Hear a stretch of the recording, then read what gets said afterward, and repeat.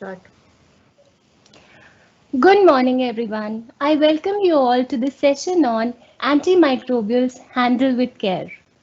Every year, 18th to 24th of November is celebrated as the Antimicrobial Awareness Week worldwide to spread awareness regarding antimicrobial resistance and to encourage the use of best practices to prevent the occurrence and emergence of drug-resistant infections.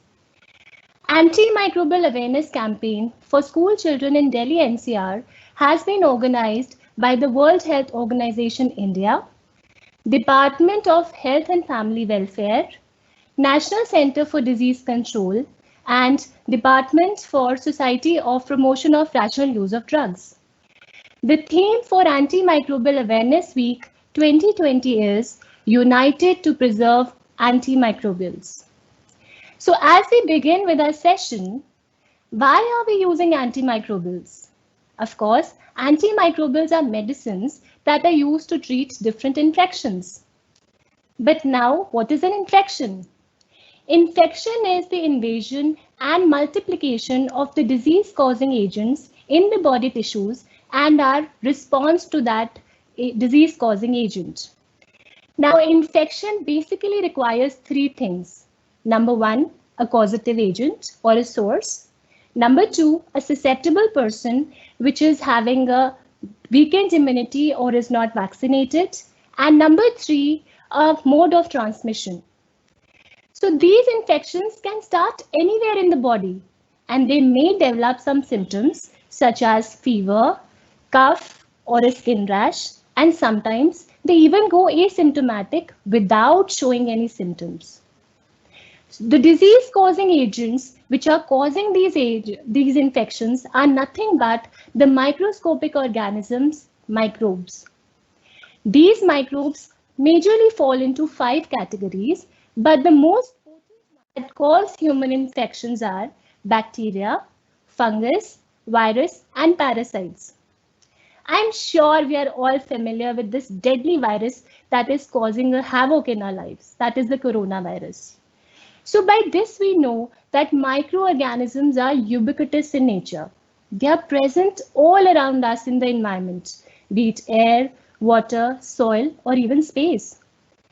They are not only present in the environment, but they are also present on our skin and inside our body, for example, our gut. Most of these microorganisms are very useful to us. They help us in digestion, in synthesis of different vitamins, and also in fighting against the disease-causing microorganisms.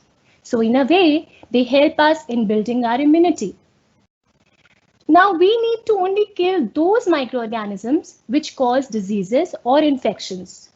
So antimicrobials should only be used for treating these infections or disease-causing agents, but it has been found that whenever antibiotics are used excessively, they also result in the killing of these beneficial microorganisms as well. So antimicrobials are life-saving medicines. And the history of this dates back to 1929 when the first antibiotic penicillin was discovered by Alexander Fleming from a fungus Penicillium notatum. Of course, the discovery of penicillin revolutionized the field of medicine.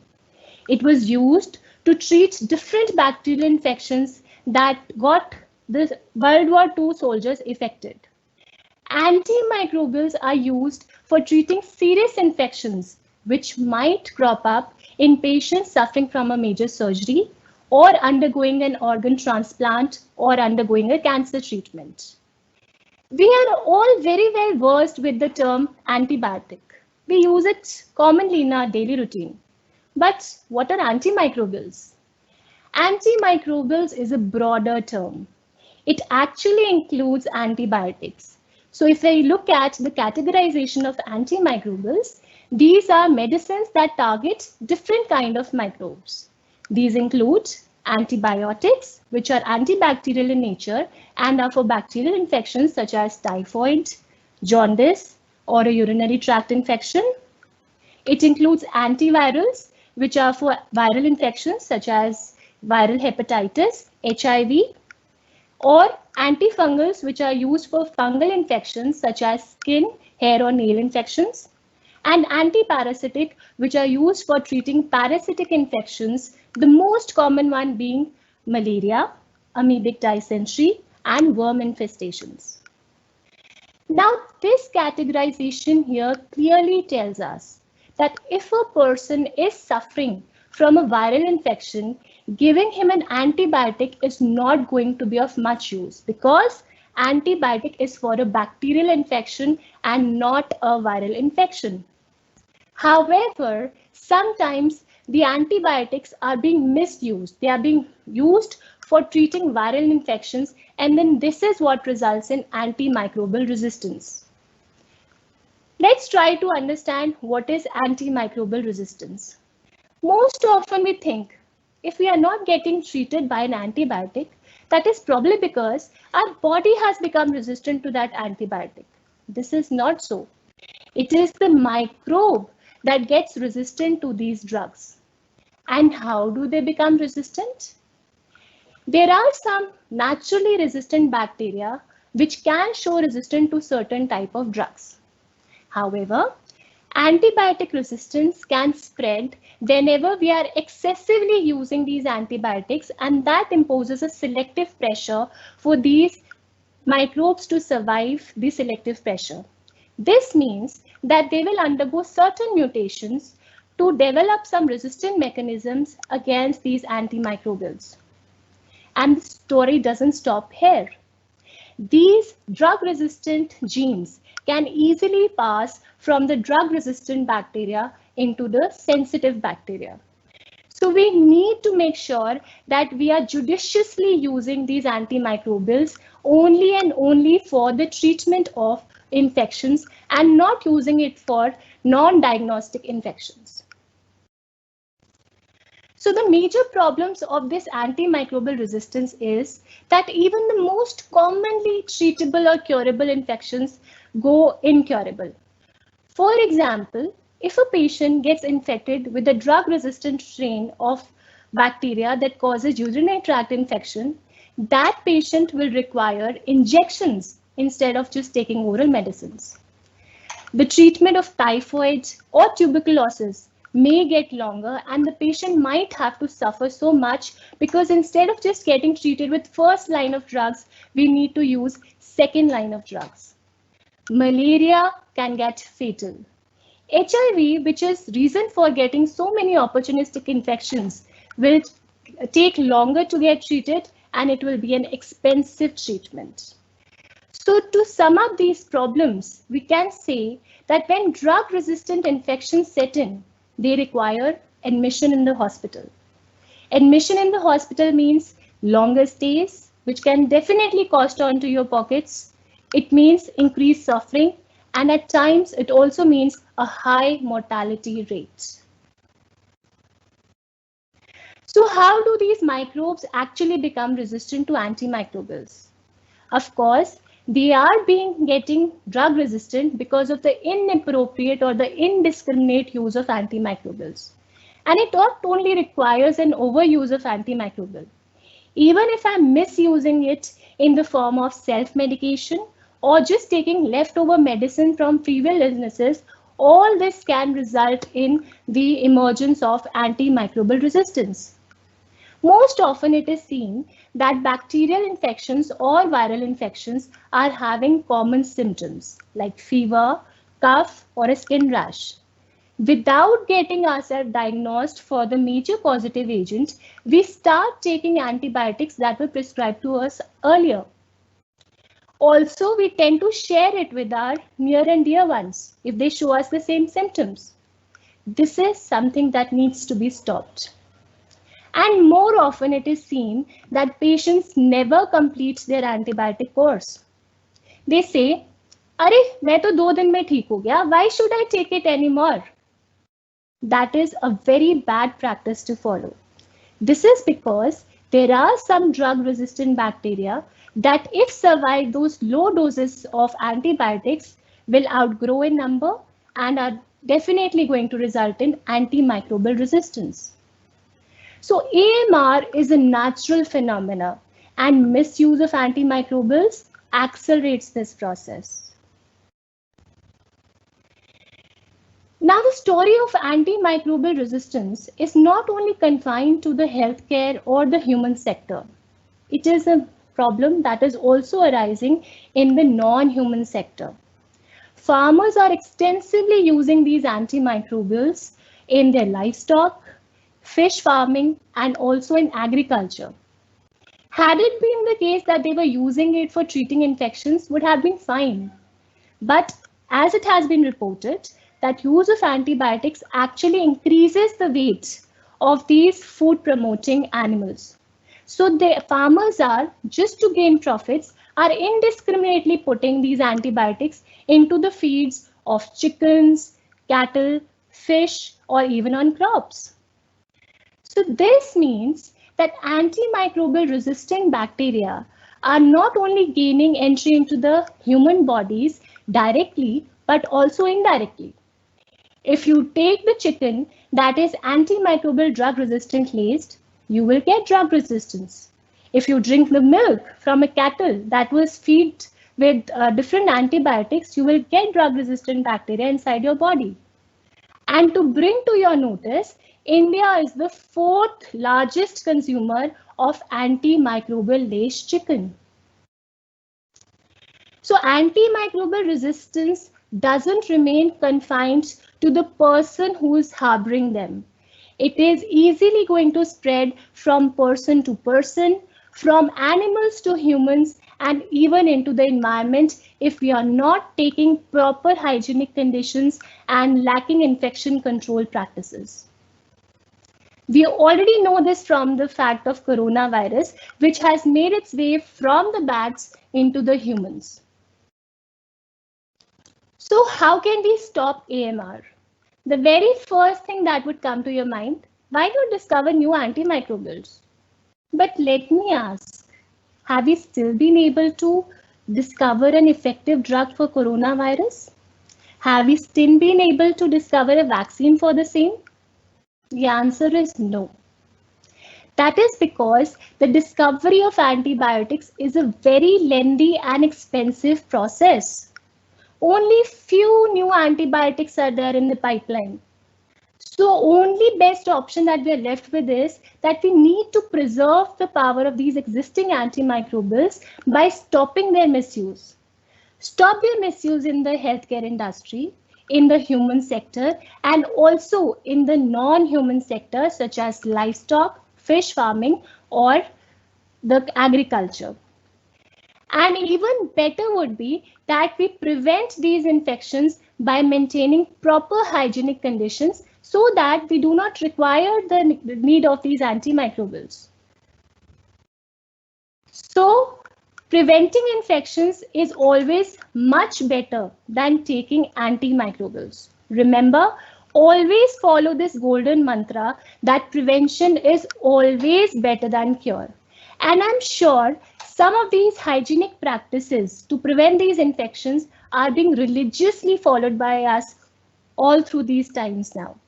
The very first is maintaining a good hand hygiene. Your hands, when get contaminated, are the major source of infections. So please always wash your hands for at least 20 seconds with soap and water before you eat your food, after you use the toilets, or whenever you find your hands dirty and filthy. If you are not able to have a soap and water, you are having so many hand rubs and alcohol-based sanitizers available with you. So you can sanitize your hands with the help of these sanitizers.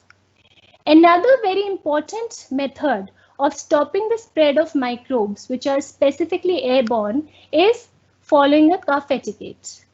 If you are infected with an airborne infection, please always carry a handkerchief or a tissue. Dispose that tissue properly in a closed dustbin to prevent the spread, and wash your handkerchief properly.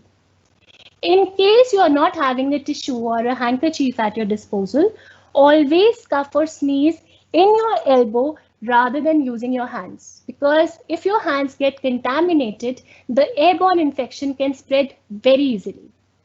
And even better is using a mask that most of us are doing in this era of pandemic. Very important thing for stopping the spread of microbes is again maintaining physical distance. So if you find that the person is infected, please maintain a physical distance of at least 1 to 2 meters. So remember, 2 गज की दूरी है जरूरी. Apart from maintaining a good hand hygiene and cough etiquette, it's also very important that we maintain a food hygiene. Most of the diseases are also foodborne. So this means that whatever vegetables and fruits we get, we need to wash them properly. Instead of taking in raw food, it's always a good practice to have cooked food. Always clean your kitchen utensils, especially the knife that tends to have microbes stuck between the blade and the handle. Then you should always have a good oral hygiene. So brush your teeth, brush it every day, in the morning, in the night, to keep the germs at bay. Also thoroughly rinse your mouth after your meals. And then comes the Rambaan Ilaj, that is getting yourself vaccinated. We know that by the development of vaccines, we have been able to eradicate most of the viral diseases such as smallpox, and polio has been completely eradicated from the world because of these vaccines. So please get your vaccines up to date, and these are available from, of course, birth to adulthood. Right now, we heartedly feel the requirement of a vaccine for coronavirus. So this means vaccine helps us to build our immunities, and they should be taken up by everyone in the world. Say no to antimicrobials. There are some infections that easily get cured over a period of time with adequate rest, sleep, and adequate fluids. So next time you get a mild diarrhea, better have a homemade khichdi or just have a scoop of Isabgol rather than popping up a tablet of norfloxacin, which is an antibiotic. Take antimicrobials only when they are advised by the doctor. Please do not self-medicate yourself, otherwise it will definitely result in antimicrobial resistance. Stop the antimicrobial use. Even if you get some infection, you must never take antimicrobials without consulting your doctors. Do not self-medicate. Complete your treatment. Never stop your treatment in between, because there are chances that some drug-resistant bacteria may survive and will eventually cause a problem. Stop their misuse by sharing it with your near and dear ones if you feel the symptoms are same as yours. There are chances that they are probably suffering from a viral infection and you're just prescribing them an antibiotic. Never use antimicrobials from previous illnesses if you find your symptoms are same. There are chances that currently you are suffering from a viral infection and previously when you were prescribed with an antibiotic for a bacterial infection. So let's educate ourselves and our family. The best method would be prevent these infections by maintaining proper sanitation and following hygienic practices, getting yourself vaccinated. But in case you do get infected, please make sure that you do not self-medicate, you do not misuse these antimicrobials, and you do complete your treatment if they have been advised by your family doctors. So let's take the pledge. Take the pledge to fight antimicrobial resistance. Preserve these precious resources and get smart and know when these antimicrobials work. Take them only and only when you are infected and are prescribed for the same by your doctors. Let's join hands to combat antimicrobial resistance and stand united to preserve antimicrobials. Now I would like to encourage all my dear children to please participate in this antimicrobial awareness ideathon. It includes different categories and you can register yourself at www.dspIUD.org. You just need to register yourself and submit your work here. It is an amazing opportunity for you to win exciting cash prizes. So I really want all my dear children to participate in this, because the top 10 schools that show participation are definitely going to be awarded not only with these exciting prizes, but will also get a certificate of participation. So in the end, the take-home message for all of us is handle antimicrobials with care, and please stand united to preserve the existing antimicrobials so that we can fight against this antimicrobial resistance that has become a major threat to the global health. Thank you so much. Take care and God bless.